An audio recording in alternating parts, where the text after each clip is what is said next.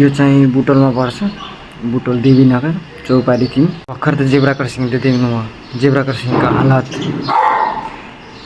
बनाएको 2-3 महिना 4 महिनामा बिग्रिन्छ, मेटिन्छ।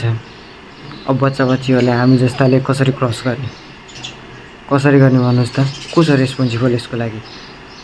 को छ? रोड डिभिजन हो कि, अब ट्राफिक पुलिस हो कि, यहाँको स्थानीय सरकार हो कि को? प्लिज यार, अब त रेस्पोन्सिबल बन्नुहोस् प्लिज। हरेक डेली बेसिसमा इन्स्पेक्सन गर्न आउनुहोस्, रोडको हालत के छ, के भइरहेछ, हर चिज हेर्न आउनुहोस् न हौ। ट्राफिक लाइट लगाइदिनुहोस्। के गरिराख्नु हजुरहरूले त्यहाँ बसेर? कुर्ची मात्र हल्लाएर बस्नु हो? रमाइलो आइरहेछ होला, अहिले त रमाइलो आउँछ, नआत्तिनुहोस्। अब स्थानीयको चुनाव आउँदैछ हौ, फेरि पनि जित्नु होला भनेर नसोचे हुन्छ। रेस्पोन्सिबल बन्नुहोस् अब पनि रेस्पोन्सिबल बन्नु भएन भने अर्को पालि भोट पाइन्न हजुर।